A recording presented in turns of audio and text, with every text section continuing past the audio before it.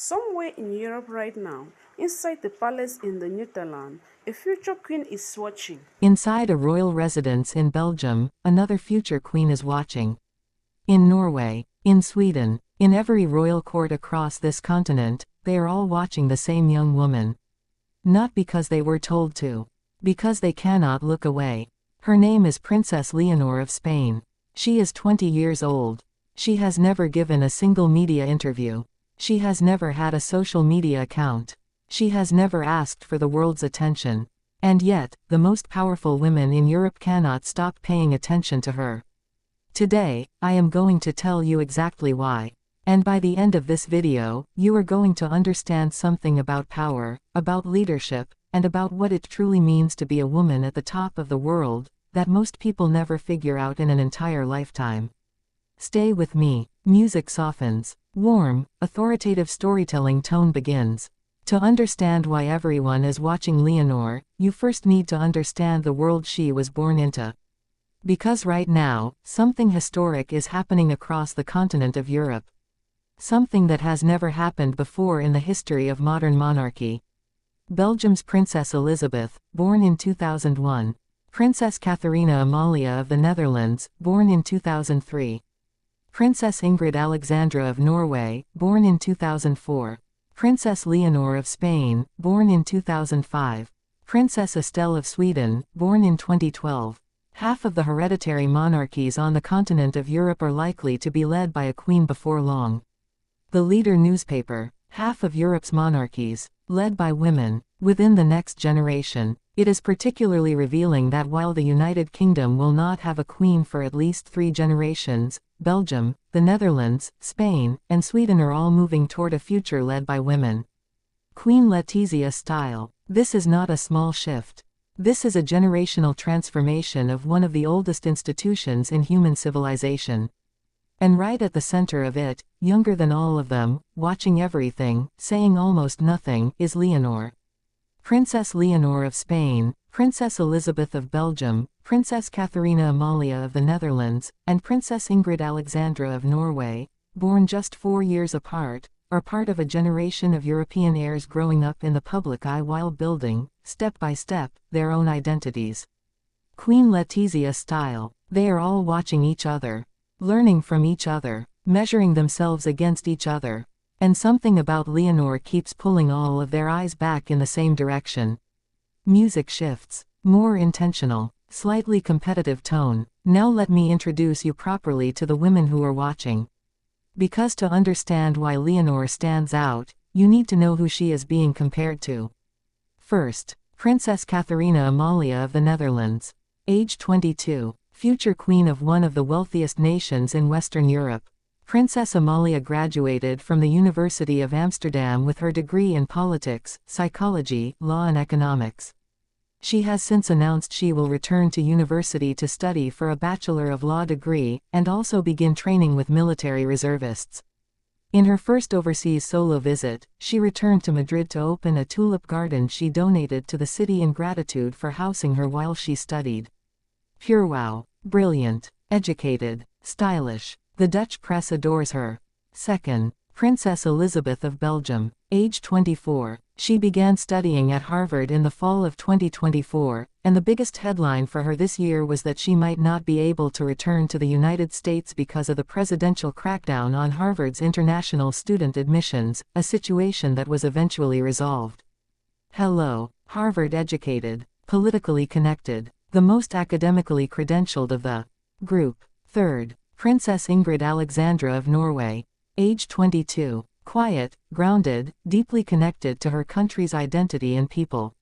Second in line to the throne and Norway's first queen in 600 years, Ingrid Alexandra represents a much more organic approach.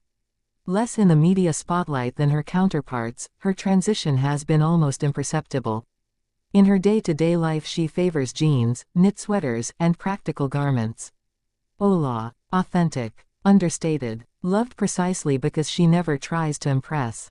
3 remarkable young women, all on their own paths. All preparing for the same extraordinary destiny. And then there is Leonor. The youngest of the group. The quietest in public. The one who has given 0 interviews. 0 personal social media. Zero attempts to craft a public image. And somehow, she is the one everyone keeps talking about. Why? Music deepens. This is the turn. Here is the answer. And it is not the answer most people expect. It is not her looks. It is not her style. It is not the palace she lives in or the crown she will one day wear. It is what she has done. All four princesses were raised by mothers who held normal jobs before becoming queen. Belgium's Queen Mathilde worked as a speech therapist.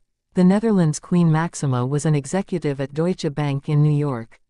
Spain's Queen Letizia was a broadcast journalist. Before she became wife to the heir to the throne of Norway, Crown Princess Mette-Marit was a waitress. Hello. So these women, the mothers, they all came from real life before they stepped into royal life. And each of them has shaped a daughter who carries both worlds inside her. But what Leonor has done with her preparation is something that sets her apart from every other heir on this list. While Princess Elizabeth went to Harvard, Leonor went to boot camp. While Princess Amalia studied politics and economics at university, Leonor was doing live fire drills on a naval frigate in the Atlantic Ocean. While Princess Ingrid Alexandra attended state events at home in Norway, Leonor was crossing the Pacific and Atlantic Oceans on a 5-month training voyage, docking in Brazil, Chile, Panama, Peru, Colombia, and New York City. When she becomes queen, Princess Leonor will become commander-in-chief of the armed forces, and it was therefore imperative for the young royal to complete military training. The list. She didn't just fulfill that requirement.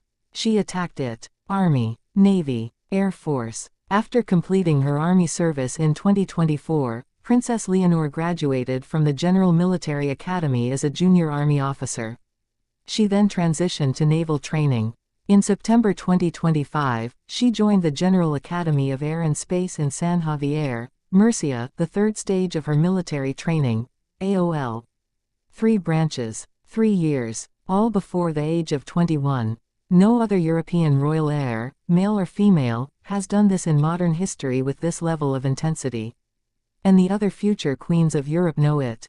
Music becomes more urgent. The tension is building. But here is what makes this story even more fascinating. These young women are not strangers to each other. They are not isolated figures in their separate palaces, unaware of what the others are doing. There is reportedly a closely guarded private group chat, the most exclusive in the world. To get into it, you have to be young, you have to be female, and you have to be heir to the throne of a European kingdom. The members are Princess Elizabeth of Belgium, Princess Ingrid Alexandra of Norway, and Princess Katharina Amalia of the Netherlands. Princess Leonor of Spain may also be in the group. Hello, may also be in the group. That one sentence tells you everything about Leonor's position in this generation. Princess Katharina Amalia has spoken about the importance of this space for future queens to share their thoughts and experiences. We stay in contact with each other because we are all living a very specific life and we don't need much explanation to understand each other, she said. AOL. They talk about friendship, privacy, social media, how to balance duty and identity, how to be young and fully human while carrying the weight of an entire nation on your shoulders. And Leonor, Queen Letizia is reportedly very strict with her daughters, and because of this, Leonor is described as less connected than the other 3. AOL. Less connected, more disciplined, stricter boundaries. While her peers are sharing private thoughts in group chats, Leonor is at sea. Or in a barracks. Or in an Air Force academy. Or standing at a podium in a foreign country representing Spain, completely alone. That is not a weakness. That is a strategy, and the other future queens can see it. Music becomes warmer, reflective. Now I want to take you to a moment that captures exactly why the women watching Leonor cannot look away. January 11, 2025. The port of Cadiz, Spain. The training ship Juan Sebastián de Elcano is preparing to sail. Leonor, 19 years old, is on board in her naval uniform, about to leave her family and her country for 5 months. Queen Letizia was visibly emotional as she said goodbye to her eldest daughter. The farewell ceremony took place in Cadiz, where the Spanish royal family gathered to honor the occasion. St. August. Before the ship set sail, Leonor had a private meeting with her parents on board. King Felipe told his daughter, enjoy this experience, it is unique. Words full of wisdom, given that he himself had made the same crossing 38 years earlier. Hola. As the ship began its voyage, Letizia was seen wiping away tears while Felipe maintained a proud smile. St. August. Standing aboard the Elcano before departure, Queen Letizia placed her hand on her heart as a gesture of gratitude for the public's warmth. Princess Leonor, smiling brightly, bid farewell by raising her sailor's cap in the air alongside her companions. Rappler. Her mother was in tears. Her father was fighting them. And Leonor was smiling, cap raised, ready. Now think about what Princess Amalia saw when this footage circulated. What Princess Elizabeth saw, what Princess Ingrid Alexandra saw. They saw a young woman who had mastered the single hardest skill in royal life. The ability to feel everything, and show only strength. That is not coldness. That is not arrogance. That is the deepest form of discipline that leadership demands. The ability to hold your family's tears in your heart and still raise your cap to the crowd. That is what makes them watch. Music builds towards something bigger. A shift in scale, but there is a layer to this story that goes even deeper than personal discipline and military training. Because Leonor is not just impressing the future queens of Europe, she is changing the entire conversation about what a queen in the 21st century is supposed to look like. For centuries, for literal centuries, the image of female royalty was built on the same foundation. Elegance, grace, diplomacy. Standing beautifully beside a king or beside a father and projecting stability through presence and composure. Queens were symbols, powerful symbols, but symbols. Leonor is dismantling that image without ever announcing that she is doing it. Among the next generation of young European royals, Spain's Princess Leonor has seen her popularity soar. She has even succeeded in renewing the image of the royal house, and silencing some of the voices critical of the actions of her controversial grandfather, former King Juan Carlos. Leonor has been able to reconcile the Spanish people with the crown. The Australian Women's Weekly. She rescued a monarchy that was in crisis. Without a speech about it. Without a press strategy. Without a single media interview. She just showed up. In fatigues. On a ship. At a parliament with boycotting politicians. At a foreign nation's palace, alone, at 18. At a military graduation ceremony. At an Air Force academy. She showed up so consistently, so completely, so utterly without compromise, that the doubters went quiet. Princess Leonor represents a new generation of European royalty, one shaped by constitutional responsibility, modern education, military preparation, and heightened public scrutiny. Regal fee. And every future queen watching her is asking the same question right now. Is this what we are supposed to become? Music becomes intimate again, drawing toward the heart of the story. Now let me tell you the thing about Leonor that nobody discusses. The thing that is hiding in plain sight. At 15, she opened Spain's official state visits, speaking in Spanish, English, and Catalan, a linguistic precision reflecting the nation's multilingual identity. At 16, she represented Spain at the United Nations Youth Forum, advocating for education access and youth empowerment. Hello. At 15. At 16. Before most teenagers have figured out what they want to study at university, Leonor was already doing the work of a head of state. And here is what is remarkable about that. She did all of it quietly. There was no headline tour. No carefully managed brand launch. No team of PR advisors crafting her image for maximum impact. During public engagements, she often stops to greet citizens, offering warm smiles and friendly conversation. Photos of Leonor meeting schoolchildren or congratulating volunteers have gone viral, showing that even as a future queen she values genuine human connection. Her ability to make ordinary people feel at ease around her underscores her down-to-earth grace. Hola. That last line. Read it again. Her ability to make ordinary people feel at ease around her. That is the rarest skill in the world for someone in her position. Because the entire architecture of royalty is designed to create distance. Thrones are elevated. Palaces have gates. Protocols exist to separate the royal from the regular. Leonor collapses that distance without abandoning the dignity of her role. She is formal when formality is required. And warm when warmth is what the moment needs. The future queens of Europe are watching that. Studying it. Because all of them are trying to figure out the same impossible balance. How do you be human, and still be royal? Leonor is showing them how. Music rises. The emotional peak of the video. Now I want to come back to the group. Because there is one more thing about these 4 young women that the world needs to understand. They are not rivals. They are not competing for the same crown. They each have their own throne, their own nation, their own people to serve. But they share something that virtually no other human beings on this planet share with them. They know exactly what their entire future looks like. From today until the day they die, their life is already mapped. The ceremonies they will attend. The duties they will perform. The sacrifices they will make. The private moments they will never have. These princesses will not pursue careers.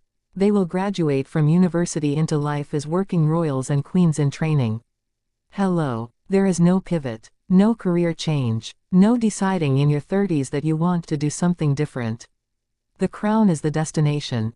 The crown is the career. The crown is the entire rest of their lives. And what Leonor has done, more clearly than any of the others, is show what it looks like when a young woman not only accepts that reality but charges toward it at full speed. At the 2025 Princess of Asturias Awards, Leonor remarked, "Sister accomplices are our great allies and travel companions." Hello. She said it about her own sister, Infanta Sofia. But in the context of this generation, of these 4 young women watching each other across the continent, those words carry a much larger meaning. They are all sister accomplices.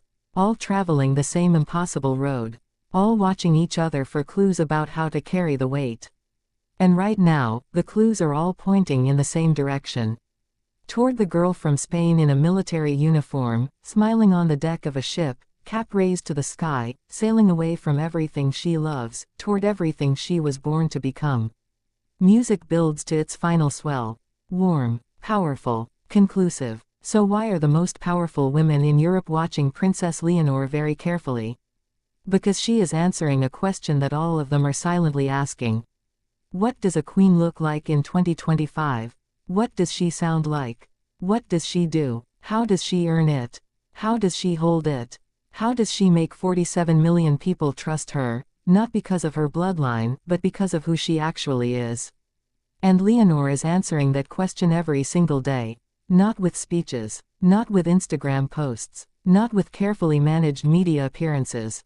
With rifles and ship rigging and Air Force wings and speeches in Galician to people who needed to hear their own language spoken by their future queen. With tears held back on a dock and a cap raised to the sky. With the quiet, relentless, daily decision to be worthy. Leonor has managed to win over the Spanish people. With her face, her steady presence, her permanent commitment, she has reconciled a nation with its crown. The Australian Women's Weekly. And now, she is reconciling a continent with what a female leader can be. Belgium is watching. The Netherlands is watching. Norway is watching. Sweden is watching. And soon, the whole world will be watching too. The only question is, will you be watching when it happens? If the answer is yes, subscribe to this channel right now. Because we are going to be here for every single chapter of this story. Every milestone, every revelation, every moment that the mainstream media underestimates, and we dig all the way down to the truth. And before you go, drop a comment below and tell me this.